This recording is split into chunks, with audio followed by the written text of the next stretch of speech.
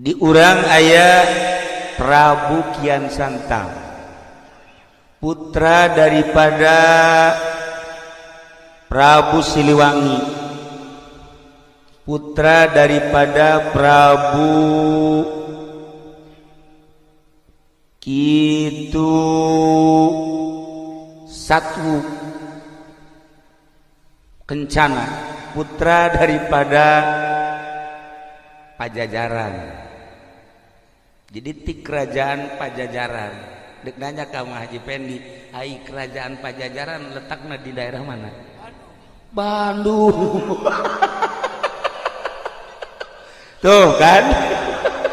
Tama pasar Pajajaran. Ya Allah. Numantak ulah disangkanya na diajak ku Haji Agus, Haji Sarua pinter atuh teu. Diajak mah diajak mah jeung lain teu dibere nyaho. Isuk-isuk dibere nyaho lohor geus eueuh. Maghrib dibere nyaho atuh jam 12 geus eueuh. Eta ilmu bisa kitu ilmu. Lah iyalah para jamaah kaum muslimin wal muslimat rahimakumullah. Singkat nabai ya mah tahun 1315 Masehi diangkat Prabu Kian Santang jadi panglima perang. Kulantaran nyana diangkat jadi panglima, nyana neangan musuh. Di Bogor sahanu jago, di Jawa Barat sahanu jago, di luar Jawa Barat sahanu jago. Bebejalah kabapana Prabu Siliwangi, abah kula diangkat jadi jelema sebagai panglima perang. Asana datang ke saat ieu can nyaho kagetih kula. Hayang nyaho kagetih kula tunjukkeun bejakeun saha nu panggagahna khususnya di Jawa Barat umumna mah di Indonesia atau di dunia. Eta bapana teu bisa ngajawab, teu bisa ngajawab. Cek bapana eueuh deui nu panggagahna mah nu mantak anjeun diangkat jadi panglima teh saat ieu mah anjeun nu panggagahna. Eueuh deui. Perang jeung saha bage moal anu mahi ka anjeun mah. Keur ngobrol kitu jol aya aki-aki. Cek aki-aki teh ulah kitu sebab dunia lain Indonesia doang. Kerajaan lain di Indonesia hungkul. Bisi hayang nyaho nu gagah ieu panggagahna sadunya eta ayana di Mekah. Ngaranna saha? Ngaranna Sayyidina Ali. Barang geus gabejaan kitu les eueuh aki-aki. Nyana terus bae neangan jalan ke Mekah yang kapanggih jeung Sayyidina Ali. Padahal Sayyidina Ali teh kapan geus maot jauh. Iyalah kehebatan Sayyidina Ali karramallahu wajhah di alam barzah nyana mah bisa muncul nyana neangan jalan kumaha carana hayang ka Mekah dipapatkeun ilmuna eta mah sarua ilmu eta mah sebab nyana encan Islam jeung ilmu nu dicekel ku Haji Pendi. Nah eta babacaan ge boro-boro urang jin ge teu ngartieun. Eta hebat Haji Pendi. Nu mantek nyana kukula dianggap bisa bahasa eta, bahasa jin, nyana ge termasuk min jumlatihi.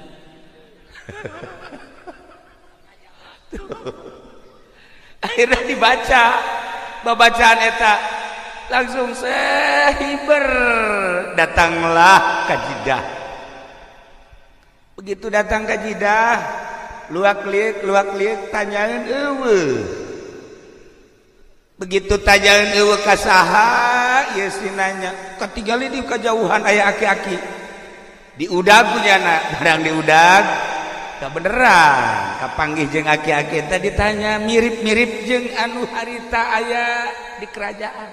Aki-aki teh asa siga kieu. Lah lamun ku urang di dalam meureun siga si eta bae aki-aki teh. Ngana itu mah gagah ieu mah wallahu alam. Tah barang nanya Aki hari ieu negara naon Jeddah. Jeddah ke Mekah deket. Oke. Cak Aki emang aya naon kula hayang kapanggih jeung ngaran Sidina Ali bejana pangjagona. Bener cek yana. Bisa mun hayang kapanggih, lain bisa deui hayu dianter. Nah, lamun Aki daek nganter kula bunga luar biasa. Ya anter. Ayo dianter lempang sekitar 50 meter cek si Aki. Aduh. Hampura jang. Tungked Aki tadi tuh diurut ngobrol orang tinggalin. Coba pang mawahkeun ka dieu. Pang mawahkeun, cepet. Lompat. Langsung aya tungkedna di dinya cabut. Dicabut teas. Sakali teas, 2 kali teas, 3 kali teas keneh bae. Sia tungked. Aya-aya bae ngahesekeun ka aing, dipapatkeun punyana bahasa cuas-cuasna. Nu tadi teh begitu dipapatkeun diangkat. Masya Allah lain kaluhur beuki ka handap. Sakali deui angkat make papat anu luar biasa beuki ka handap katilu kali dinyakeun kaluar getih sabulu-bulu. Tidinya nyana ngahulang si Aki datang deui jang aya tungkedna aya atuh lain diangkat beuki horeng ieu mah tungked meureun jadi ke jero. Teu bisa kaangkat ieu baki. Teu bisa kaangkat. Coba ku Aki Bismillahirrahmanirrahim diangkat jababari. Masya Allah cekian santang babacaanna kok aneh.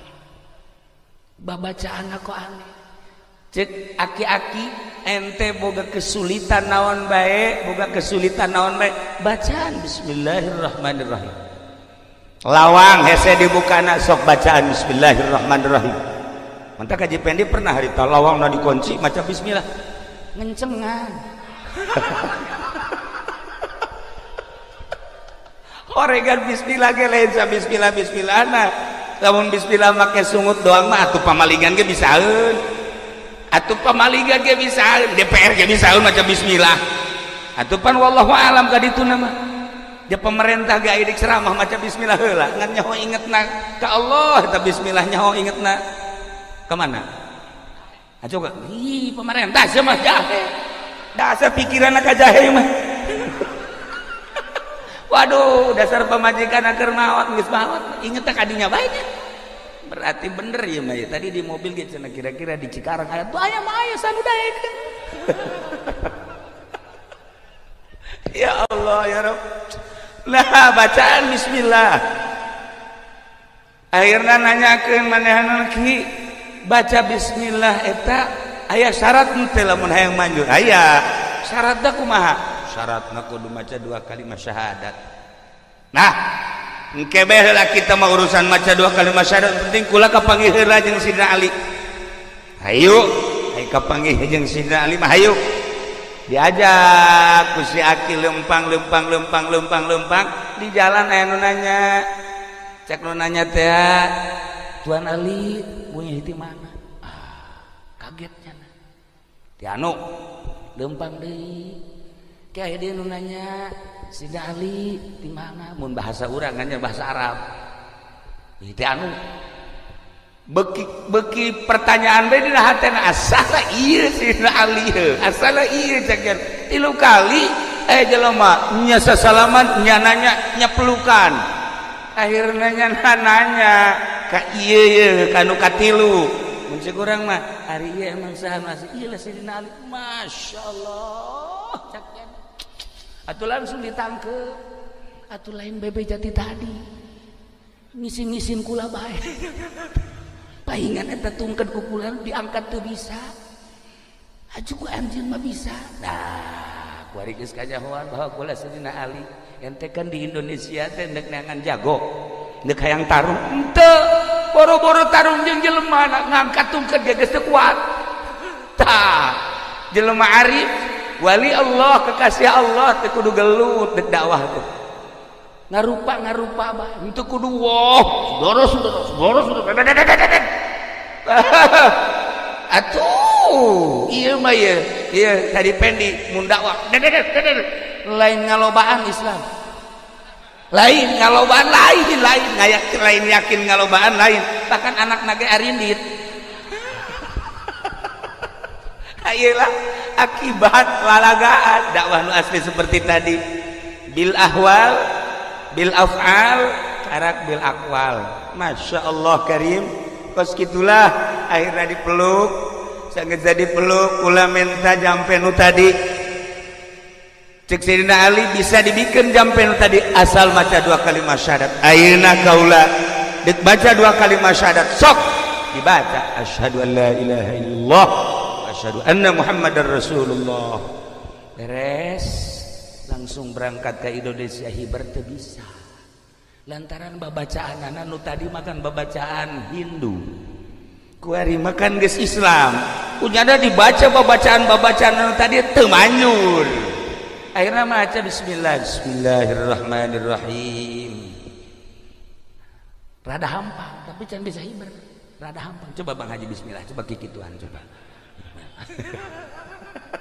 baca sekali baca 2 kali 3 kali dibere cara ku Sayyidina Ali hei anjeun teh ayeuna geus Islam deuk hiber ka Indonesia moal bisa make bahasa jeung wirid anu sok dipake ku anjeun bacalah bismillah jeung bacalah ieu wali bejakeun dan ieu nama bismillah na baca 9 kali ulah napas tambahan baca ieu berem sok berangkat dibaca sesuai jeung perintah Sayyidina Ali datanglah ke Bogor tidinya menghadap ke bapakna bebeja bahwa kaula selama ieu teu aya menang tangan Sayyidina Ali gagah teh ternyata lain sembarangan horeng gagah teh gagah zahiran wa batinan kula geus asup Islam bendulah Prabu Siliwangi akhirna indit Prabu Siliwangi geus teh indit tetep bae anjeunna kan diangkat jadi panglima terus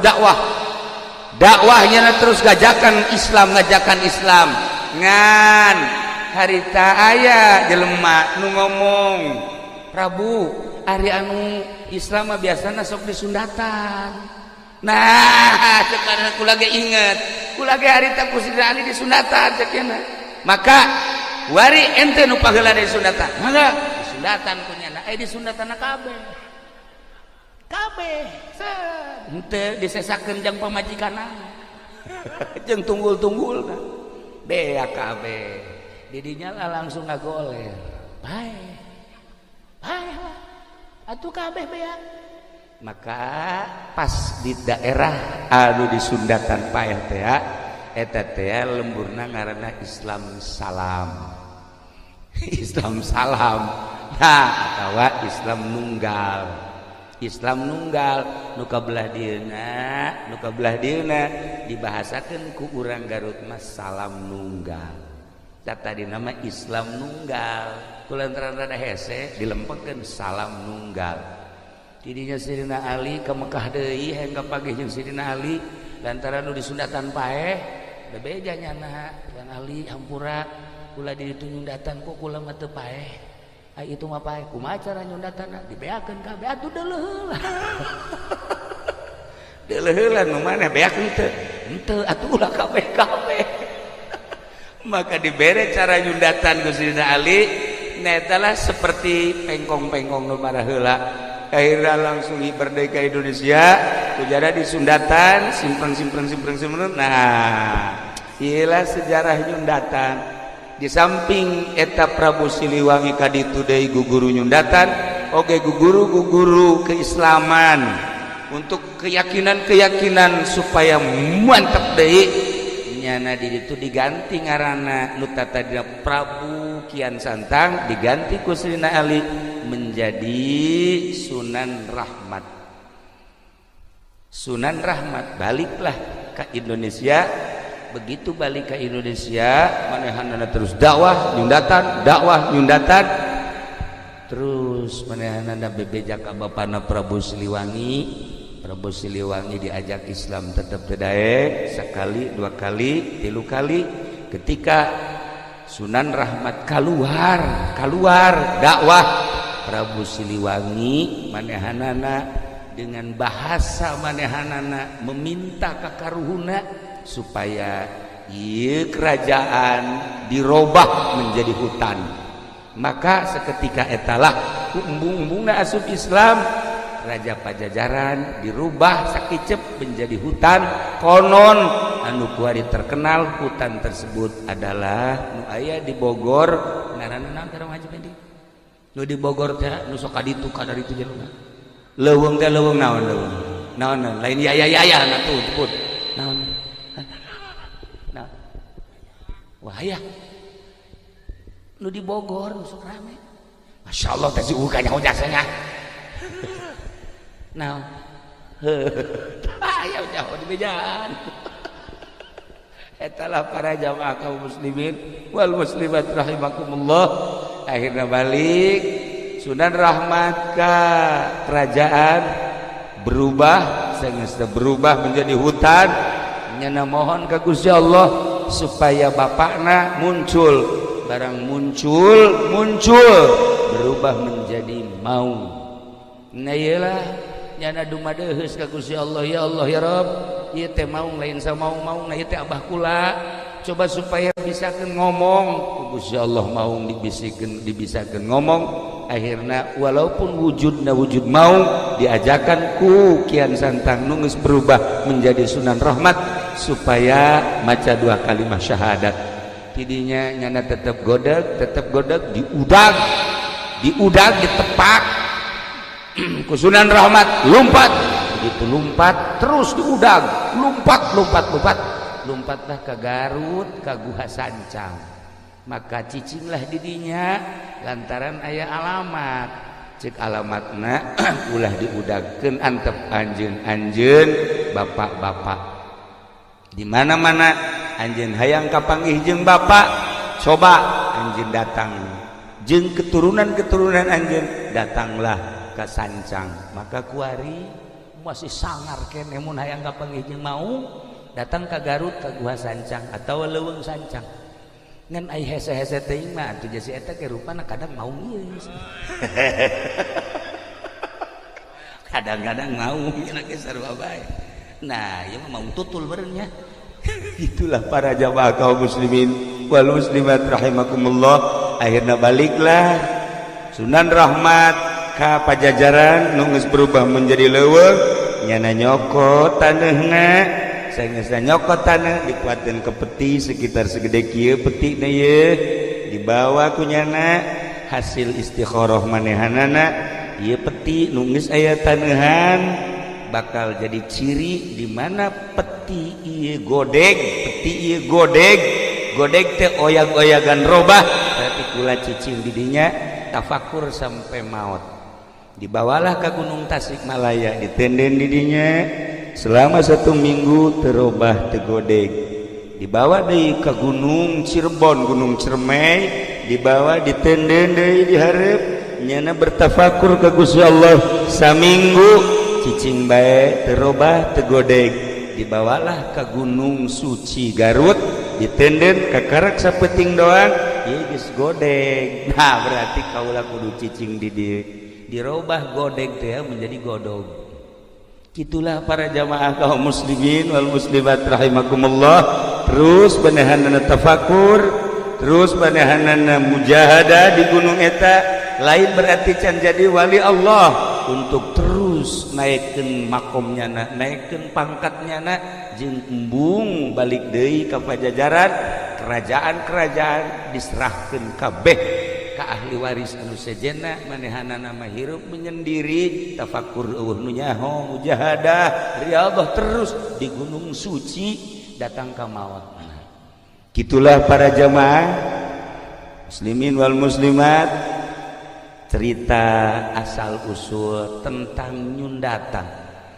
Berkeliaranlah akhirnya guru-guru anu bisa nyundatan asli dari Sunan Rahmat, terus ke Karawang, terus ke Cikarang, terus ke Tangerang, terus ke Serang, terus ke mana-mana.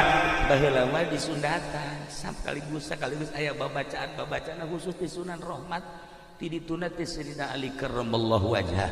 Itulah para jamaah kaum muslimin wal muslimat rahimakumullah, maka maotlah anjeunna di luhur gunung suci godog entah tadina godeg, kemudian aslina jana ngaran Prabu Kian Santang, dirobah diganti ku Sidina Ali menjadi Sunan Rahmat Suci Godog, berarti keturunan Pajajaran. Nah iyalah anu terus dakwah, alhamdulillah Jawa Barat khususna umumna nyebrang terus ke Lampung, terus ke Kalimantan, ialah Sunan Rahmat Suci nunyana mengakhiri hirupna sorangan di luhur gunung.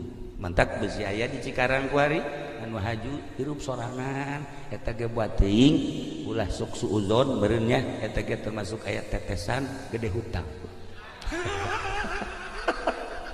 Gitulah para jamaah kaum muslimin wal muslimat rahimakumullah.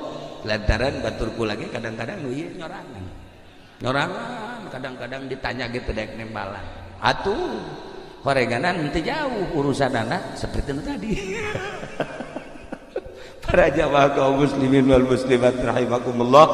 Nah sesuai jeung naon gitu garana hajat ieu sesuai jeung maksud Haji Rusli nyundatan silsilah nyundatan seperti tadi.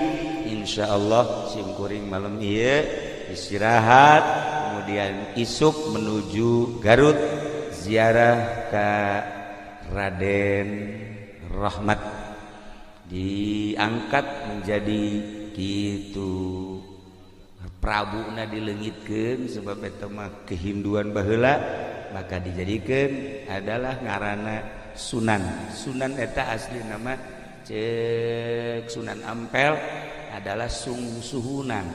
Sungsuhunan eta pangluhurna mun di bangunan. Geus lamun aya seorang wali kahiji kadua katilu geus jadi mursyid maka disebutlah Sunan. Kuari ge loba ye di Cikarang Sunan-sunan. Loba alhamdulillah gua ge ngadeng Karawang, Cikarang geus loba Sunan ye. Masyaallah karim. Alhamdulillahirabbil alamin. Eta mah kudu hubunganana jeung nu gendut eta di dieu sakara Sanen. Sunan Sanen. Sebab nyana di ditu aya kali jodoh. Para jamaah kaum muslimin wal muslimat rahimakumullah, ila para aulia Allah lamun wali sanga geus jelas Cirebon, kemudian Banten aya hiji nu mencil di dieu ieu adalah Sunan kitu Raden Rahmat anu nyana diangkat jadi panglima 13 kemudian 1350 manehanana naik ke gunung. Lamun 15 13 datang ke 15 50 seberapa tahun eta? Berapa tahun? Hah? 77 37 tahun nyana naik ke gunung.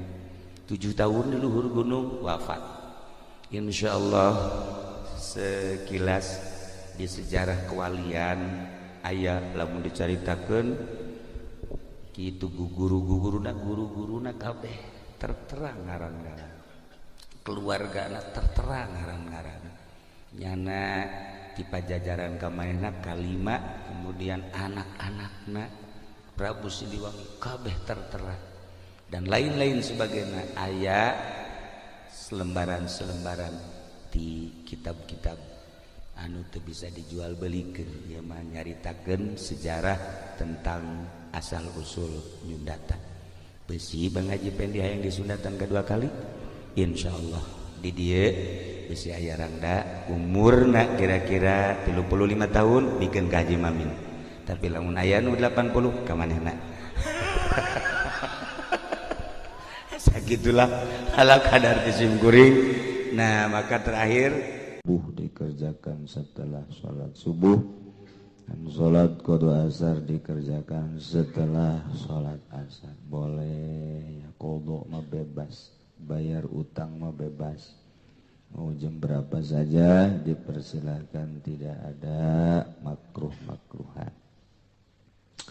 Selanjutnya hapunten sadayana bagi abdi bade naros mun aya jalmi kacilakaan terus maot kenging bantuan ti jasa raharja eta kalebetir kah mayit apa sanes satur nuhun tama sanes ngargi tirgah mah boga manehanana nu keur hirup telah paeh dibagikeun tama bibogana geus paeh jang jurig nomeureunna tama.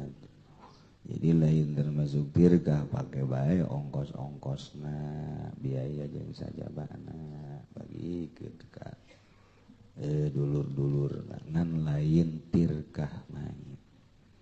Kemudian mana kiai anu dimulyakeun di Sinabes naon ieu teh Fatihah nulisna bagus amat tuh teh. Ibu abdi nuju teu damang nyaeta Ibu Halimah Tasik mudah-mudahan. Kemudian anu kukul naon ieu melalui surat ini saya kula endek nanyakeun masalah umat wakaf aya tanah wakaf di tengah-tengah tanah milik orang lain.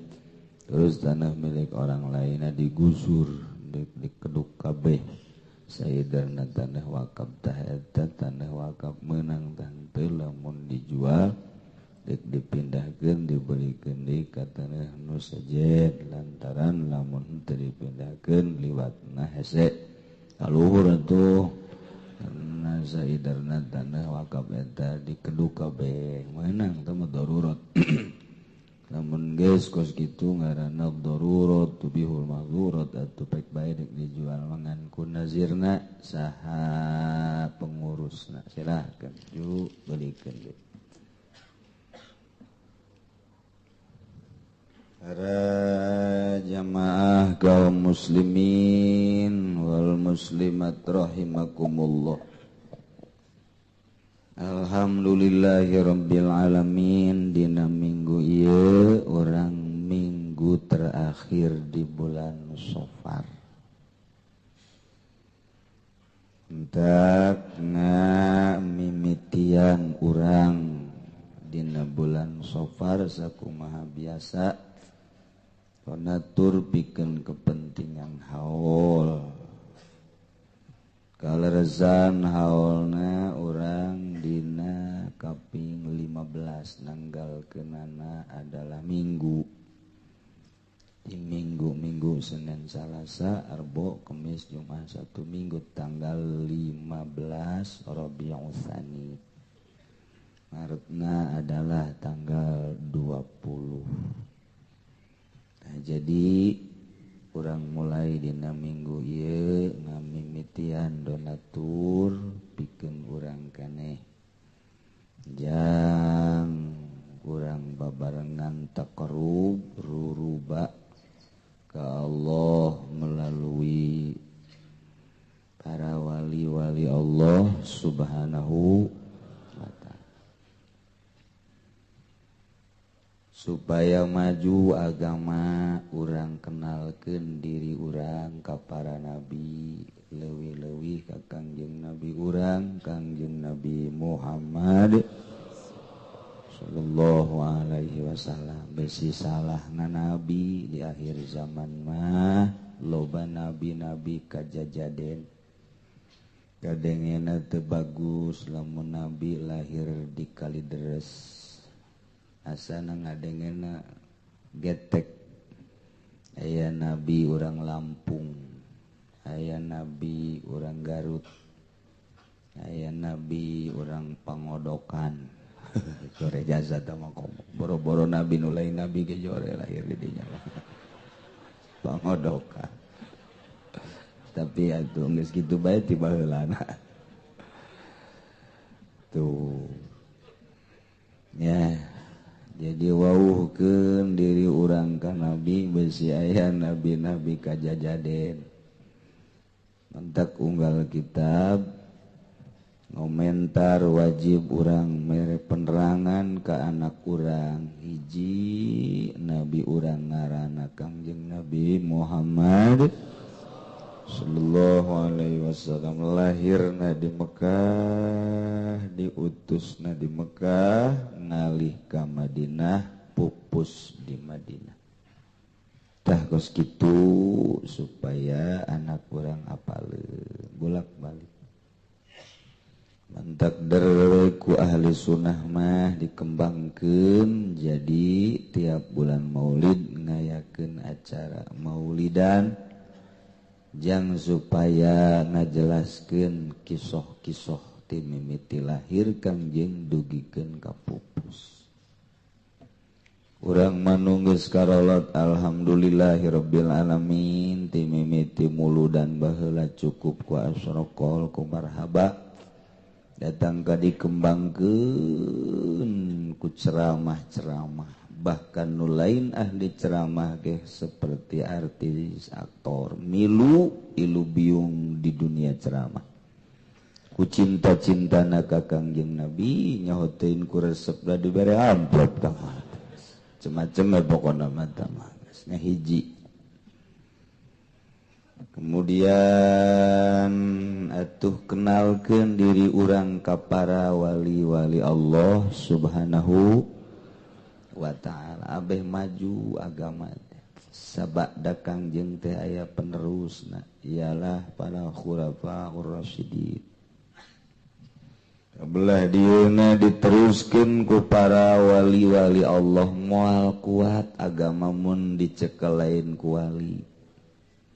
Lantaran gulak gilek bae nyekelan agama lamun lain ku wali. Wali mah moal gulak gilek lantaran eueuh nu dilirik iwal ti hiji we kaagungan agama Allah Subhanahu kaluhuran jeung kategeran agama ngajak wauh ka Gusti Allah hiji be eta be telurak lirik ka sisi ka gigir aya nu nawaran jabatan embung aing mah ka Allah we aya nu nawaran harta embung hayu we urang ka Allah we aya nu nawaran berbagai macam embung aing mah ka Allah bae sakalina anslug di dunia organisasi jeung di perpolitikan nyana mangan sakadar dek ngagungkeun agama Allah ngaluhurkeun agama Allah aya kesempatan mah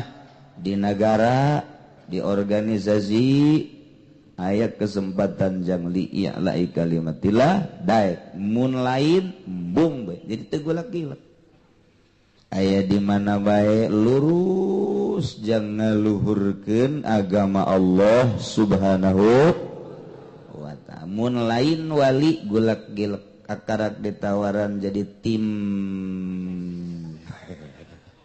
ngagilek adu tawar Avanza apa Innova geus lain agama deui.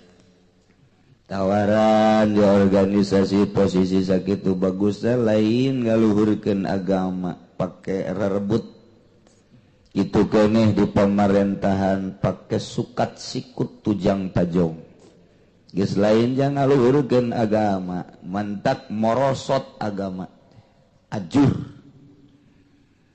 agama mun dicekel lain ku wali Allah mah nu mantak tegerna agama dicekel ku para wali-wali Allah Subhanahu wa ta'ala. Alhamdulillah di Indonesia bae aya Sunan Ampel, aya Sunan Kalijaga, terus Syekh Syarif Hidayatullah, di Banten aya Syekh Maulana Hasan Nudi.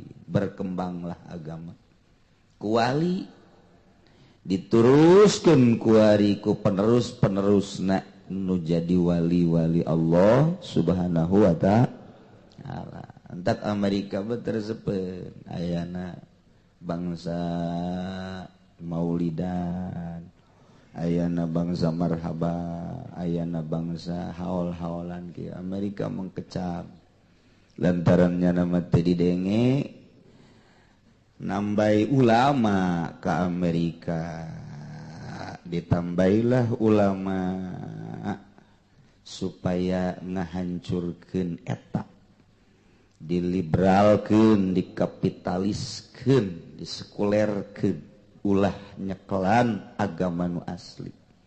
Baralik ti Amerika mulailah nyana dakwah ngabid'ah-bid'ahkeun maulidan, ngabid'ahkeun haul. Kurang puas keneh tambai ke Amerika dibuatlah JIL, jaringan Islam liberal. Dikembangkanlah di dia ku Fahrul, kemudian terus dikembangkan di dia ku Nur Khalis jeung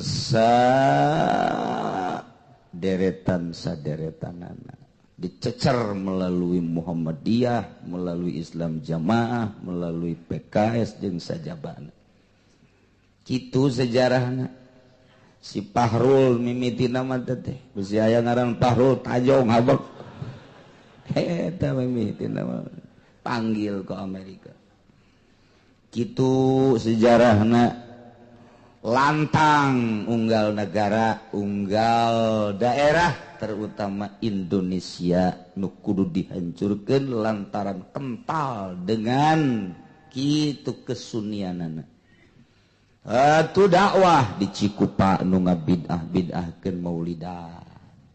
Di Balaraja, di perumahan-perumahan. Wah, luar biasa. Asup ke Pasar Kemis, dia tikem kurang Pasar Kemis. Dia tampiling di Pasar Kemis lain lalagaan.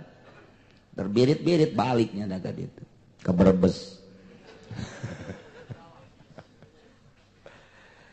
Alhamdulillah sagitunya na pohara jasa ngaantikeun maulidan jeung ngaantikeun haul makin berjamur meureun karomah wali hararudang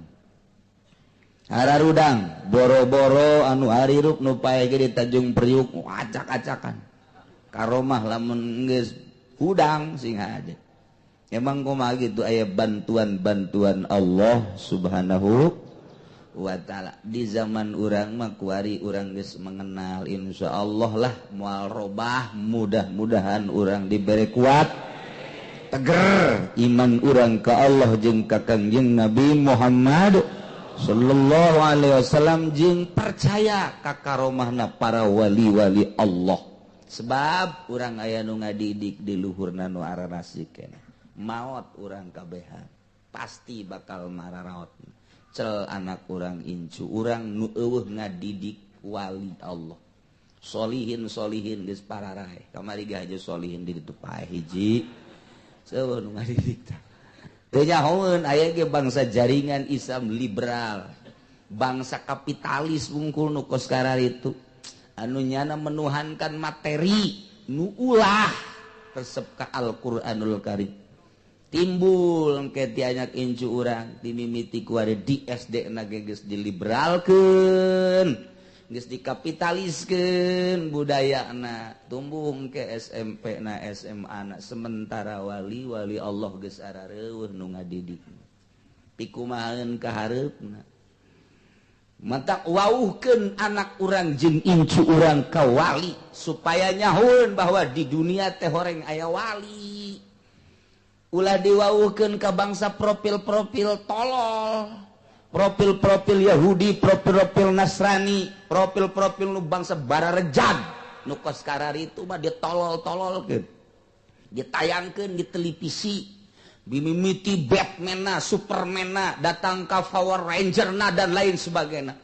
Wow, budak leutik teh geus ngarobrolna nu kos kitu bae lantaran pertama dididikna ku Yahudi. Langsung ka jero hatena tet ararasup. Wow, ngomongna ge budak leutik, waduh, lamun aya Super Ranger mah, wah, Power Ranger nu karona teh karar itu teh. Kolot geus teu nyaraon, budak sia ngomong naon? Teu nyaraon, koreng geus perubahan. Geus perubahan dididik ku Superman bisa hiber.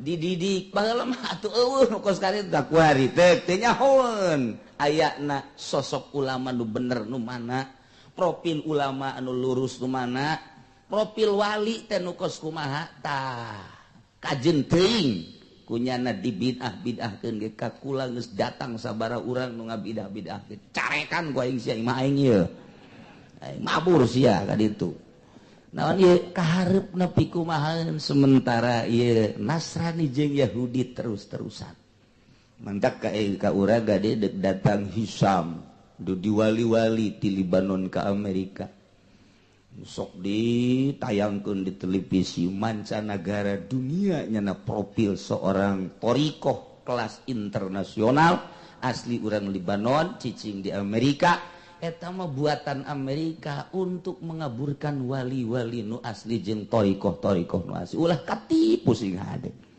mendak mun teu boga jalur-jalurna bakal katipu tanyakeun silsilahna ti mana trek salah lain janggotna kajenting datang ka taneuh lain nyana bisa hiber tetep bae lain sihir kitu bae boga jalur tersendiri tetesan langsung ti Kangjeng Nabi moal kaliru nu asli mah tak kajenting urang Libanon kajenting urang Turki kajenting urang Amerika lamun asli kanyahoan lain asli kajenting udeng-udengna segede godag nyaho godag sia manya obrang-obrang godag lain bae tetep bae dirangkul kemudian pelukan jeung SBY pelukan 1000 kali pelukan nu nyahoeun ulama Indonesia lain bae Jawa Timur Jawa Tengah nyahon lain torikoh asli sehingga ada besi berkembang di Tangerang kula didatangan kadi supaya datang mesilahkeun tapi ngembangkeun kos kitu awas dikeun pengajian di pendopo kula supaya hadir berdampingan jeung manehanana dengan Pak Bupati dan Pak Wali Kota embung aing embung apa alasannya embung bae geus pokona teu nyahoeun setelah diteliti trek pengkaburan kaburnya di Libanon diusir ku urang Libanon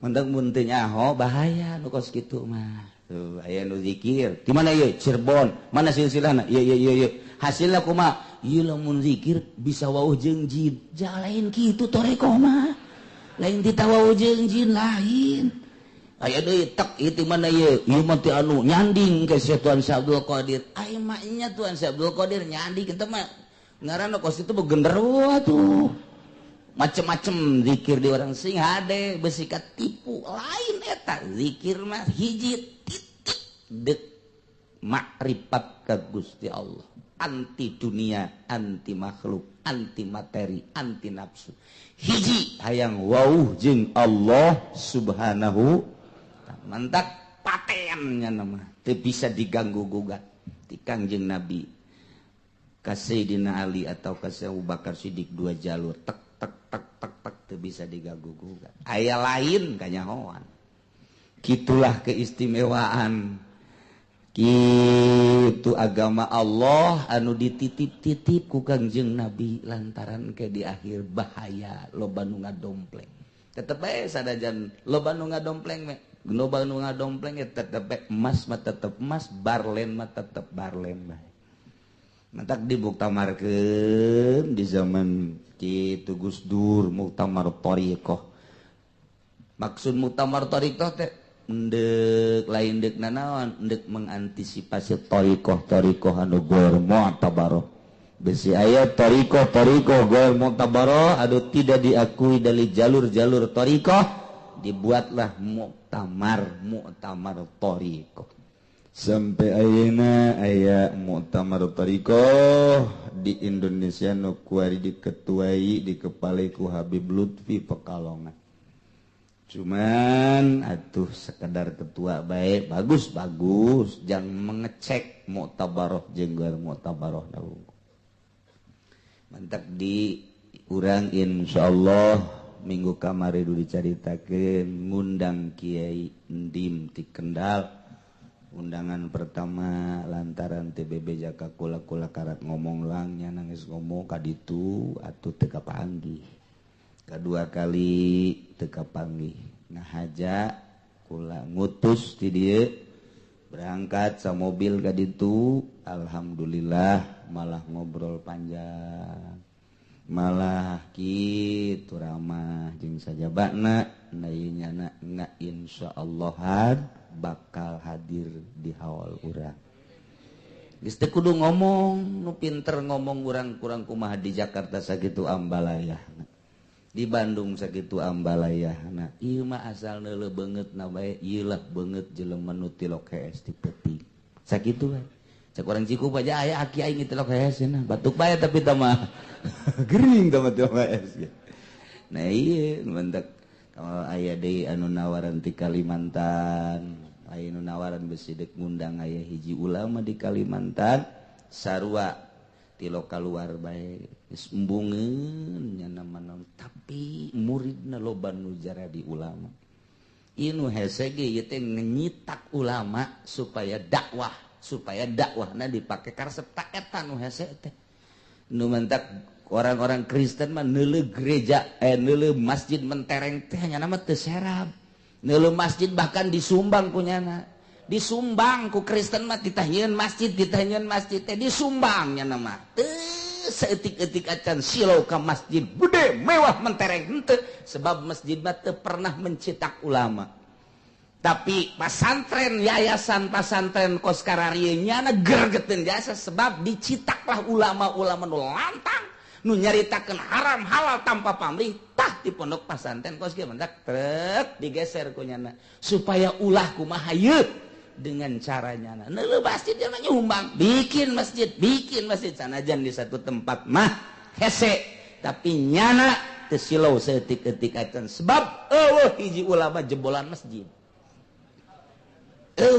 tapi pondok pasantren ieu gergeteun jasa aja aing mah nyeun gerget nyana bae geus pokona hendak aya jelema Islam gergeteun ka kos kieu liberal berarti teh Islam teh tah kos kitu da ieu wari urang insyaallah tanggal 15 urang ngarayakeun haul seorang kutub mulai ti kuari urang sakumaha biasa saikhlasna urang babarengan ruruba memperkenalkan diri urang kawali Allah anak hincu urang ngan ulah dibejaan nu sejen-sejen mah urang bae nu sejen-sejenan nu teu ngaji mah ulah urang bae geus lah kitu ge urang ge aya anu sempet bae nu teu sempet ulah geus teu deui mah urang bae babarengan nyambungkeun silsilah urang ka para wali ti para wali langsung ka Kangjeng Nabi ti Kangjeng Nabi ka Gusti Allah Subhanahu wa ta'ala.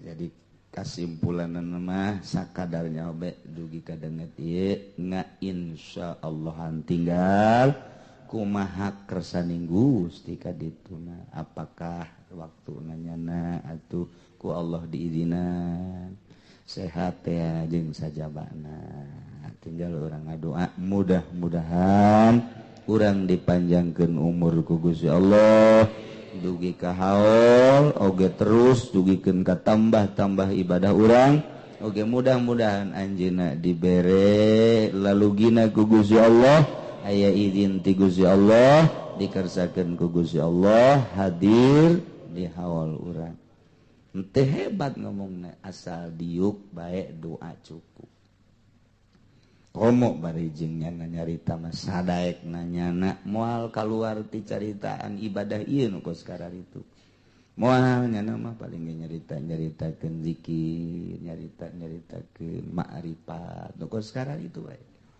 sebab dunia nu aya di hatena eta sebab jelema mah nyarita teh sakumaha nu aya di hatena innal kalama la fil fuadi omongan mah nu aya di jero hate eta kahiji nomor kaduana tanggal hiji maulidna jatuh pada hari Jumat berarti ayeuna minggu Senin Salasa Rebo eta rebona dina akhir bulan Safar ngaranna Rebo Wakasa faidatun fi bayanil arbi'il akhir min syahri Safar zakara ba'dul arifin min ahlil kasfi wat tamkin ba'dul arifin ti ahli kasyaf nyari tanjeuna bahwa annahu yanzilu fi kulli sanatin 300 baliyatin wa 20 alfan minal baliyat tiap tahun jang satauneun eta adalah 320.000 balai diturunkeun 320 balai yakni penyakit-penyakit diturunkeun ku Gusti Allah sakaligus wa kullu zalika fil yaumil arbi'il akhir min syahri Safar. Malam Rabu etalah tadi turunkeun ku Gusti Allah sakaligus tek jang sataun. Engke anu jang bulan anu pada waktuna diturun ieu mah heulanan diturunkeun ditendeng di langit kahiji eta 320 balai. Jang satauneun cencelengan. Jadi atuh fayakunu zalikal yaum as'aba ayyamis sanah poe eta teh perbo eta tah watu pang berat-berat da pang bahayana poe dina sataun poe rebo eta tah rebo kasar rebo akhir dina bulan Safar pilingan kitu antisipasina taqarrub para ba'dul arifin ka Gusti Allah jaeta dengan kasafna dibere aya faman shalla fi dzalikal yaum arba'a raka'atin sajaleman nu salat dina poe eta 4 rakaat yaqra'u fi kulli raka'atin minha ba'dal fatihah surata idza a'tainakal kautsar 17 marrah dan selanjutnya ngan urang mah teu kudu. Jadi urang mah teu kudu salat, urang mah geus teu kudu. Atuh emang kayang nah. Diulangkeun mah pas jasa atuh. Aduh. Ieu mah khusus di ba'dul arifin ka ba'dul arifin sebab moal bisa carana geus jalain jang umum jang khusus bae. Jang umum teu kudu malah mun aya anu salat di masjid ulah milu urang mah ngan ngageunggeurekeun ge ulah. Bisi aya urang lembur ustad ngajakan salat terbo kasar ulah urang.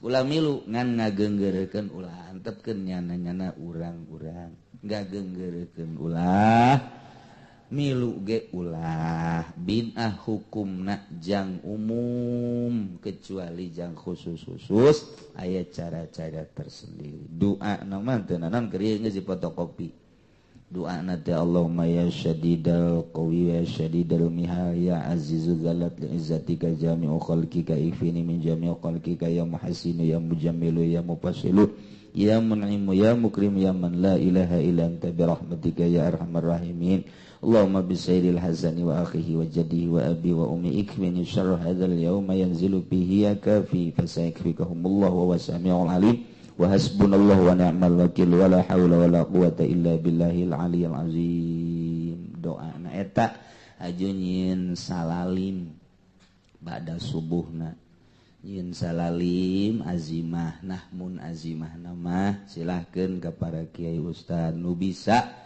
nulis ke ba'da subuh poe rebo kacaikeun hasilna memeh ngadahar jeung nginumna naon eta heula.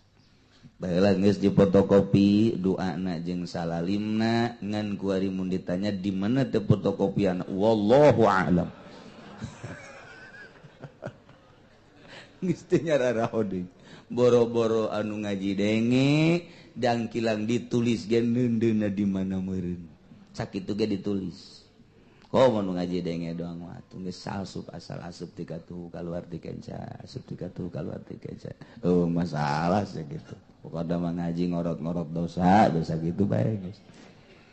Mun geus kolot mah boro-boro nu geus kolot nu ngorakeun ge para rohwan bae. Komo haju loba nonton TV mah. Kamari pas surat Malaysia jeung Indonesia sabarang beureun ilmu nu nganceng eta. Ngaranceng ilmu sakali jeung surat ngaranceng geus teu karasa.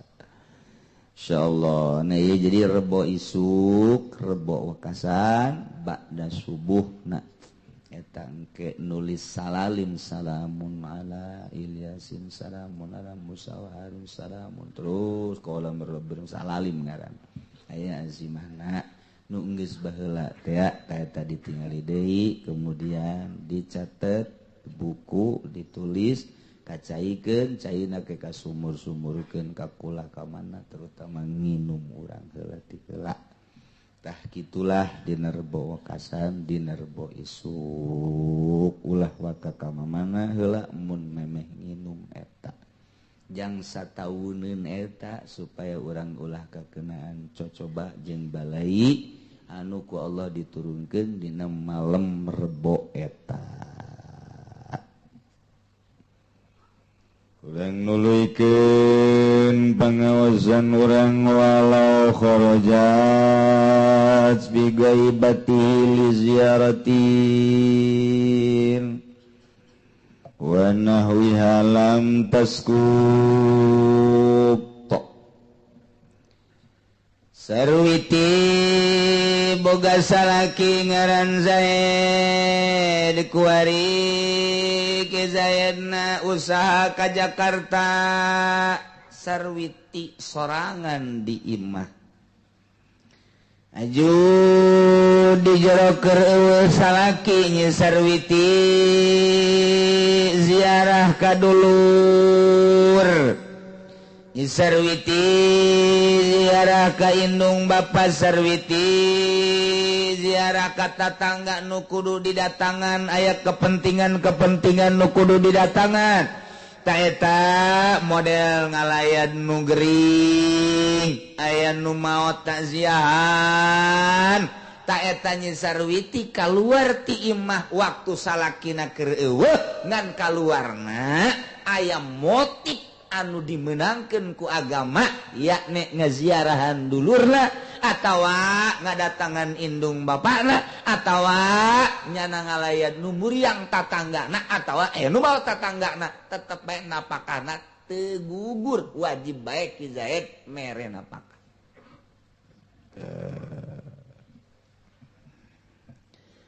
Wal azaru ala nafaqata li sogiratin Zaid boga pamajikan ngaran sarwiti urang Cikupa kabenerannya sarwiti nate ieu adalah umurna kakarak 7 tahun aya awakna marada gede ngan umurna kakarak 7 tahun jadi Ki Zaid kawin ka Nyi Sarwiti teh disebutna kawin gantung.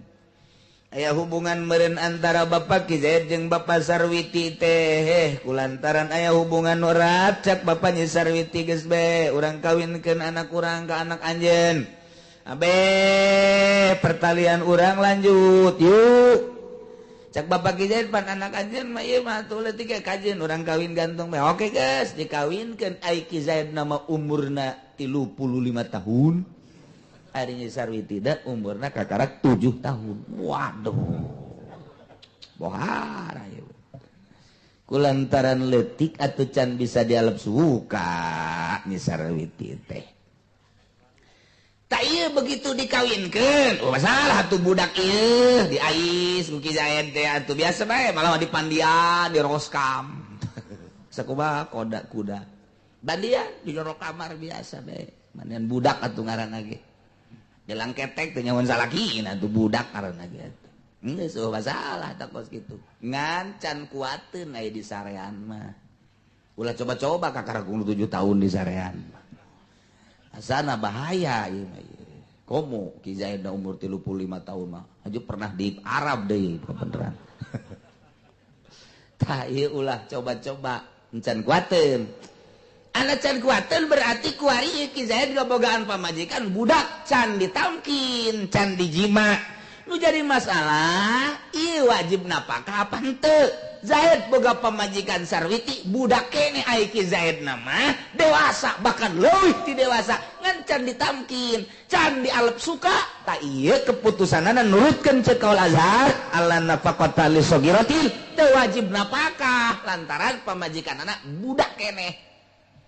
Mantak ieu sakumaha kamari lamun nurutkeun kaul jadid ieu can wajib napakah lamun cek kaul qadimah geus wajib napakah lantaran nurutkeun cek kaul qadimah asal akad bae geus wajib napakah tapi lamun cek kaul jadid lain sakadar akad mah can ngawajibkeun napakah tapi nu ngawajibkeun napakah mah istimna yakni tamkinna ngalep sukana.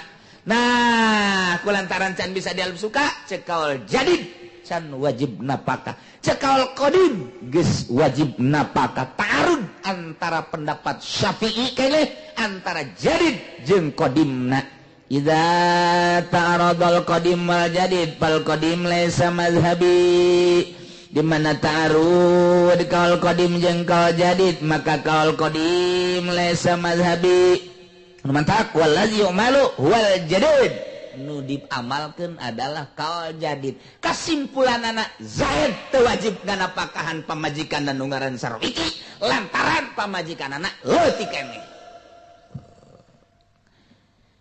kuari dibalikeun kumaha lamun nya sarwitina umurna 20 tahun lai Ki Zaid umurna kakarak ge 7-8 tahun kawin gantungan nu kuari nu leutikna salakina ai nya sarwitina mah geus umur 20 tahun bahkan bejana cenah pernah kawin sagala randa beeng serat berarti geus hayangeun jasa geus jongsrong jasangan kulantaran nurut ka indung bapa nate mika hayang ka Ki Zaid supaya jadi salakina aya hubungan antara bapa jeung bapa maka dikawinkeun nya sarwiti umur 20 tahun ka Ki Zaid umurna kakarak ge 8-9 tahun berarti nya sarwitina dewasa ai Ki Zaid namah budak nu jadi masalah kuari napakana wajib apa henteu gitu. Mun ieu nanyakeun ka Hansip moal bisa. Moal bisa Hansip paling nya ngatur-ngatur di balai desa Hansip mah. Parkir ge mun rokok. Rokok balik nya mah. Tah, iku baye wa anha tajibu likabiratin ala saghirin. Sanjana apakah wajib pikeun sarwiti nu dewasa ada sogirin kewajiban kasalaki Zaid nu leutik keneh beda jeung tadi Ki Zaid leutik keneh umur 8-9 tahun kuari dikawinkeun ka nya sarwiti umur 20 tahun ta eta teh sanajan Ki Zaid can hayangeun can bisa numpakan nya sarwiti can bisa bae kajen kukumaha ge kajen dipaksa-paksa ge milih bae sarwiti teh kumaha cenah geus teu nu jelas can bisaeun ta eta tetep wajib napakah lantaran naon sebab geus jerahkeun diri pan ieu sarwitina ka Ki Zaid malah geus bubuka bae asal tas magrib bubuka asal tas magrib bubuka atuh eta mah henteu sote Ki Zaid eta mah okos anu peluh bae sarwiti boga salaki ngaran Zaid kemudian menang 5 tahun kebeneran tabrakan terganggu sarafna anu kazakarna peluh eta teh pan ai nya sarwitina mah atuh hayu bae ngajakan malah siap jasa deuk sampai 5 kali gelos ki sarwiti ngan Ki Zaid peluh ta eta teh wajib bae napakah sanajan teu jima lantaran panyakitna lain di sarwiti embungna teh atau panyakitna aya di Ki Zaid peluh ongkoh wajib napakah ongkoh aduh pangjore-jorena mun lalaki geus peluh lantaran eta cak Iki Ruslan dina kitab nikmatud dunya salasa nikmat dunya aya 3 naumun wa qublatun wa idkhalu zakar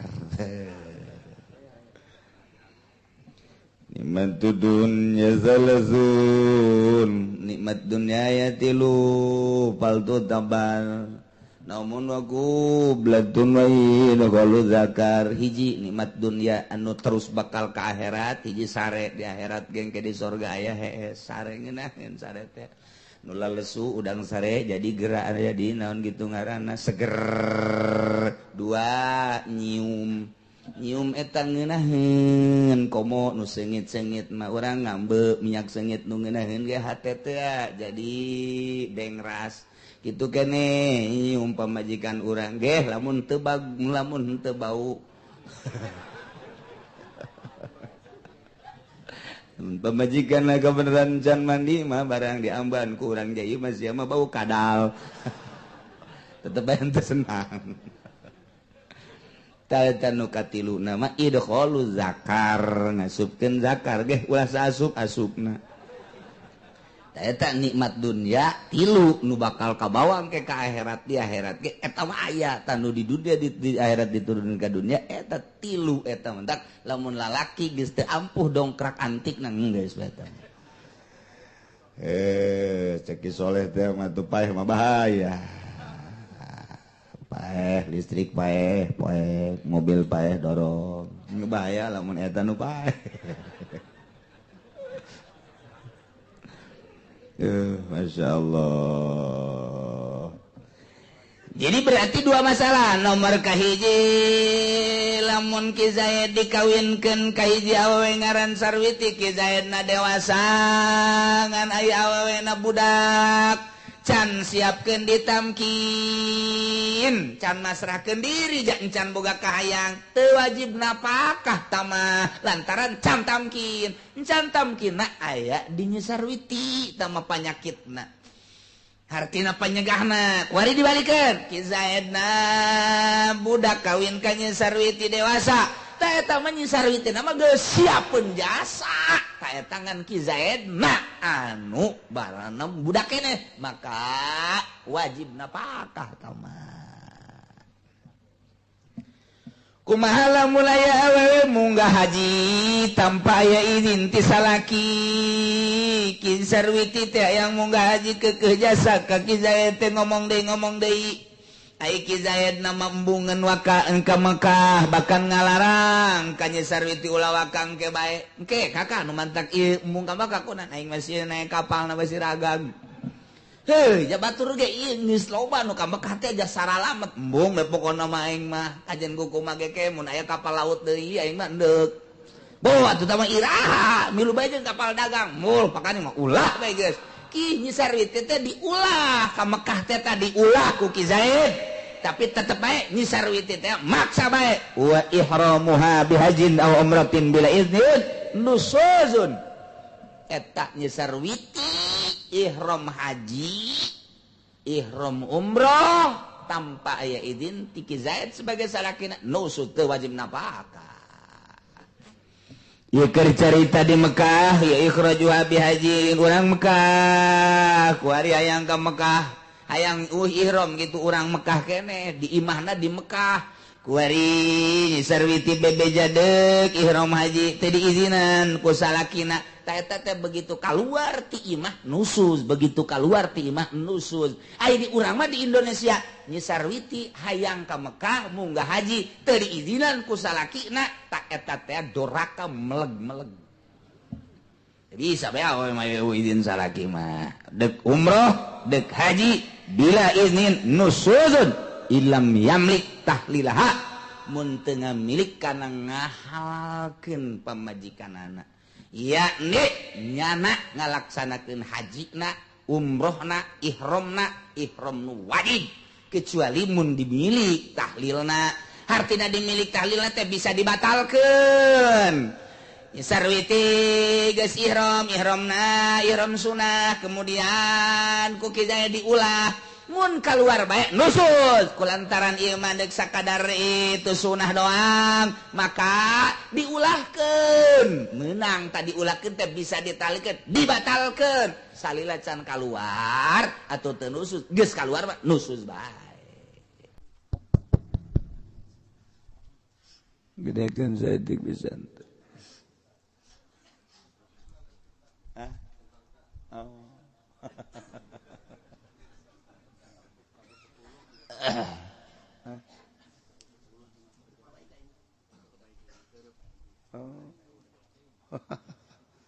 Sebelum enggak sangka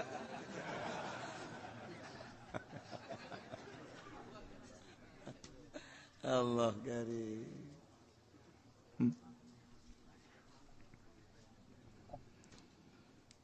Beneran ieu teh keur nyaritakeun tentang pertandingan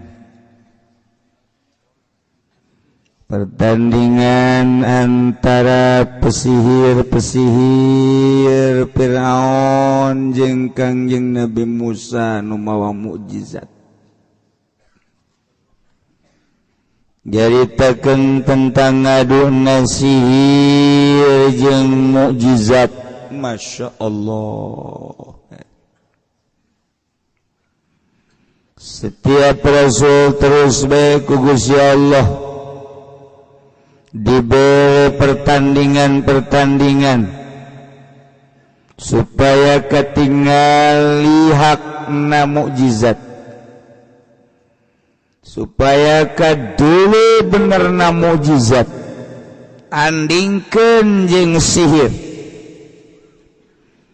Lamun para rasul pertandinganana sihir jeung mukjizat, setelah para rasul teu aya, agama dilanjutkan ku para sahabat, dilanjutkan ku para tabi'in, dilanjutkan ku para aulia Allah subhanahu wa ta'ala. Ya terus lamun nabi dibere mukjizat tanding nasir, wali dibere karomah tandinganana tetap sihir. Teluh ulah kaget lamun kiai diteluh, ulah kaget. Ja Kangjeng Nabi ge lamun teu diraksa ku Gusti Allah mah teu diteluh. Sarua bae. Terus datang ka kuari. Terus perseteruan jeung pertandingan antara sihir jeung mukjizat, sihir jeung karomah, sihir jeung maunah. Maunah ulah maunah. Maunah tunggak gajah tahu. Sekali jadi. Pertandingan. Duh cenah aing masih namat jadi kiai. Kos kitu mah cuma lain ti kiaiin meureun. Can ge jadi kiai geus ieu. Eta cenah beusi ditelu. Tuh kayak di ujung-ujung nama paeh bae. Di paeh perang syahid. Paeh ragag cilaka syahid. Paeh ditelu syahid. Allahumma ya qadiyal hajat. Siapa amin bangun dek neluh ka aing.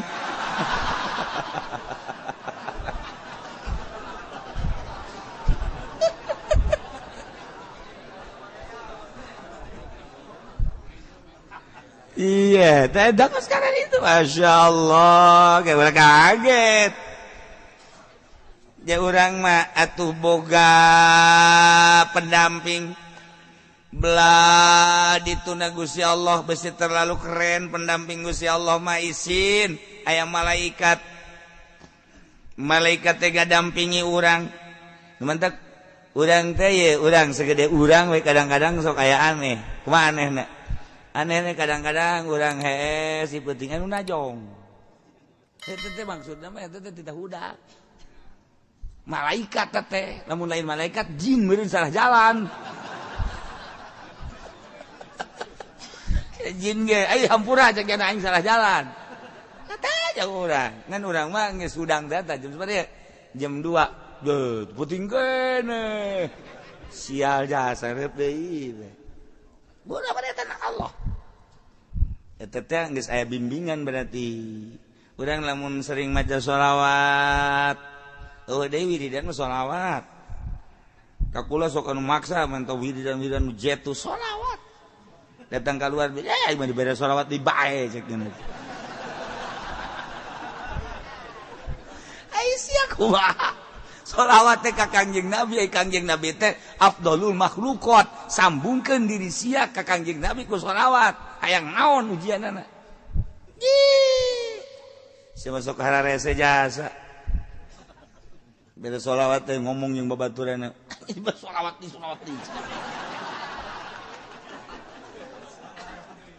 Hayang naon atuh sia hayang naon?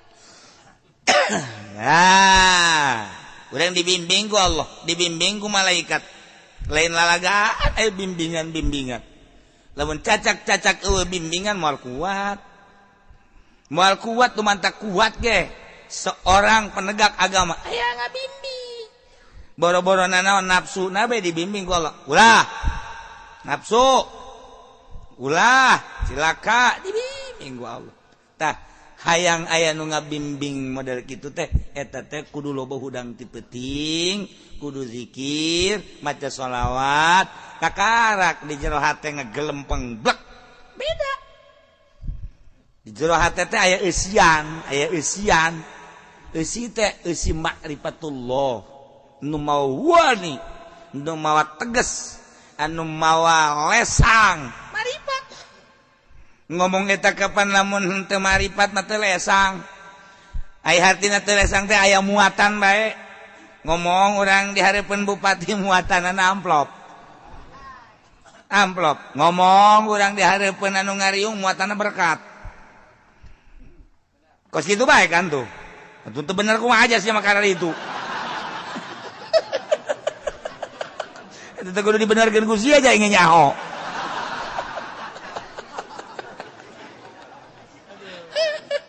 sok ayo nu mantak ayeuna mah kiai anu naek ka panggung kuarir kiai nu naek ka panggung dalam rangka kitu kampanye eta teh berarti kan muatan dalam rangka pilkada pilgub muatan eta teh kos kitu henteu cenah kunaon mah ikhlas sod ikhlas ka dieu coba ka dieu sia soda kumaha soda goblok ikhlas ya balik baik kayak mah tadi ongkosan sial capek ongkos bener kan Bon nah iman newak nu aya bae lah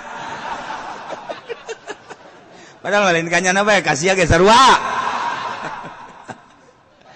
ieu keur carita ieu mah muatan teh mawa teu teges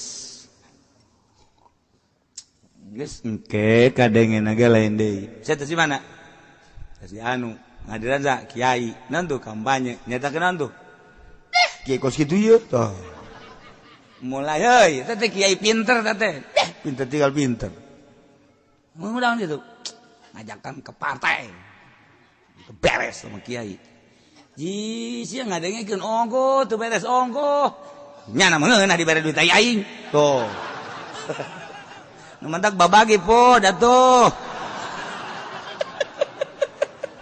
ya gara-gara sampai keleti kos kiai ya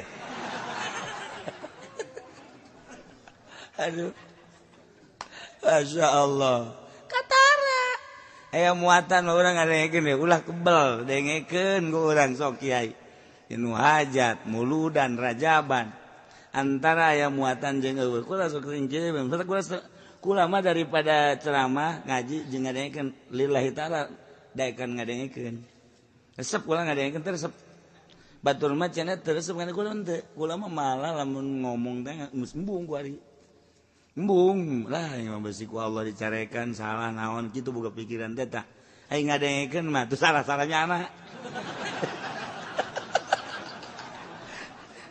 gitu atuh aing resep atuh terus atuh bamalerkeun kan gitu aing ngadengekeun mah ngarokok teh naon teh lah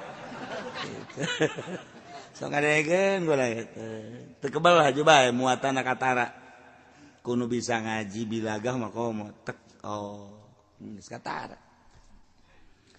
katara kajian ku kumaha ge geus eueuh nu teu katara saeutik ge urang ngaji bilagah teh aya makom likuli makom makol likuli medan rijal aya muktado nganyahoan kurang kamari aya Habib Salim Jindan NKRI marka naon marka bingung kan urang horeng harga mati atuh urang mah teh nyaho pajar marka atuh marka mah jalan cek urang teh kunaon eta lain haolan nyaritakeun eta berarti muatan NU kan NKRI mah berarti nyana keur nyaritakeun NU kabawa ka Habib Lutfi na ka NU-NUan nyaritakeun Nusantara kan Nusantara mah NU nyaritakeun tentang Muhammadiyah eta teh Sayyidina kan eta mah perseteruan antara NU jeung Muhammadiyah kabawa kanyawan ku ahli ngaji mah kaluar tina jalur deuk saha mata resep ngadengekeun teh resep marga aturan mah marga lamun marga mah di Bandung marga hayu henteu salah nu salah ngan kaluar tina muktado cek tukang ngaji bilaga ya paranti nah atuh ieu mantak ngaji lun-lun kieu ye sesuai jeung makom sapekerna rusak dilun situasi makom ayo naik naon ieu sok geura kiai mana bae naik ke panggung kanyawan nyawan ieu muatanna NU muatanna partai muatanna kitu pilkada pilgub atuh bakal kanyawan. Nah tina muatan-muatan eta niatna engke ku urang dideuleu naon niatna Allah Maha Uninga tak kula geus dibere embung muatan-muatan gitu teh ngaji we ngeunah sana ngaji mah boloon sia goblok sia cek kiai aing dibolon-bolon balik sia aduh jangan noel di kacamat urang balik yuk los sia yang ngejebur ka neraka ulah didengekeun kulantaran maksudna naon maksudna teh supaya nyana ka Allah sugan marah nyana teh paling aya 1 2 3 4 5 6 7 8 marah atuh sabodo ya aing mah teu ngamusun ngamarahan nyana maksudna dek dijadikeun dibawa ka Allah sabisa-bisa daek nyana ngadekeun los berarti menang hidayah teu daek cenah mundur bae ngajina yuk didinya mah didinya dicelokan urang jauh cenah abe babari balik atuh los emang aing teh nyaho gitu jauh anu ngabejaan tuh di masjid aya hiji nyaho manu tadi teh di dieu ngajina kudu jauh ka ditu bong aing lamun sasalaman cenah teh poe aing carakan malulu itu konon ngomong gitu tuh sia ngaji ongkoh aya anu geus bugraget teh ka kula bugraget kiai tapi kunaon tuh air rekamanana mah menta deui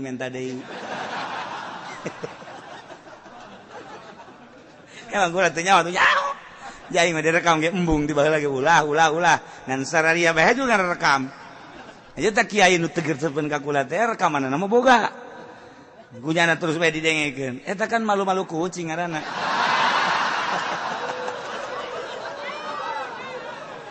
ngan teu nanaon kula mah hari nyana aya mangpaat nama tu mangga bae baik bae henteu aju kurana bendu teu mun kula bendu bae carekan ku Allah hendak eueuh nu dipake ke bendu sasage pamarentah emang kula bendu ka pamana tuh ka bupati deukeut ka gubernur deukeut komora nu karung pernah shooting bareng ban baheula gara-gara sapeker kos jadi kieu ya tah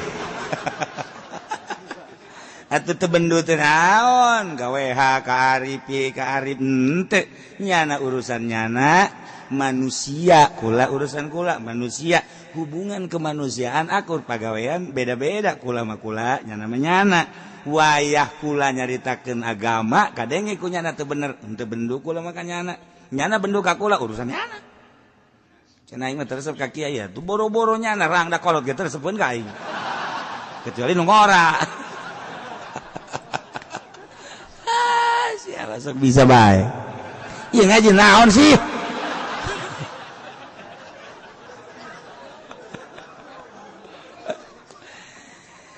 kulantaran ieu dongeng Kangjeng Nabi Musa di luar loba nu ngadarengekeun hayang kelanjutanana urang mah di jero bisa ngadenge di luar makan teu karunya sedengkeun ieu kan rame sebab pesetruan ngadu sihir jeung mukjizat hendeuk diperagakeun ieu teh antara sihir jeung mukjizat kulantaran situasina urang mah bisa bae dipaksakeun di jero di api nu di luar mapan karunya nah ieu mah urang sakieu bae wallahu a'lam.